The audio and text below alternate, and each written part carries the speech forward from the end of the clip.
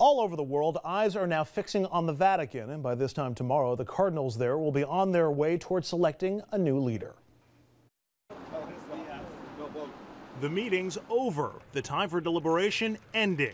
Tomorrow, the Cardinals begin the historic process of electing a new pope.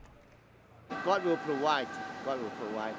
The day will begin with the 115 electors moving into their private rooms at the Vatican's Santa Marta house, their isolated home during the course of the conclave. They'll then celebrate Mass at St. Peter's Basilica before taking oaths, vowing to faithfully, secretively observe the rules of the papal election. In the afternoon, they solemnly enter the Sistine Chapel to cast their first ballots.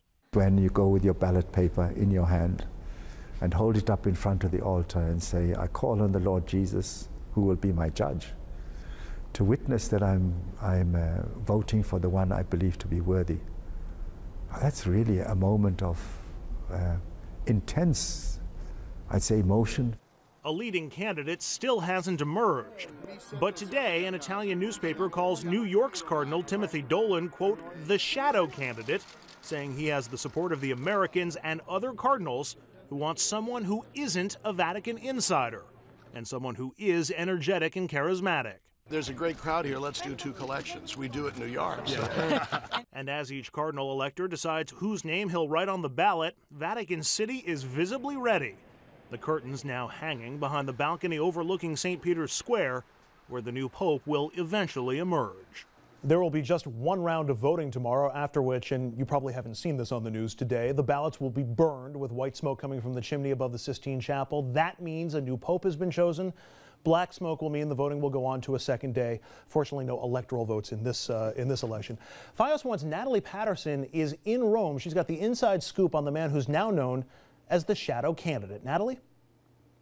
Andrew, he is all over the papers this morning. The buzz here in Rome is all about Timothy Cardinal Dolan. He's charmed the Italians, it seems, as well as the Americans after leaving a lasting impression during the Mass he celebrated on Sunday. There's never a dull moment with Timothy Cardinal Dolan, and that was never more true than Sunday morning as he made his way into the local parish in Rome to celebrate Mass. As he was entering the church, one reporter asked His Eminence how he's been doing at this busy time, and in true form, he was ready with a joke. What are you worried I'm not eating? Once inside the small church, Dolan blessed babies and greeted parishioners in the midst of the procession to the altar.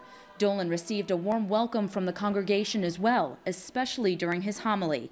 He joked that Our Lady of Guadalupe in Monte Mario could be one of his new favorite places, whispering not to tell anyone back in New York.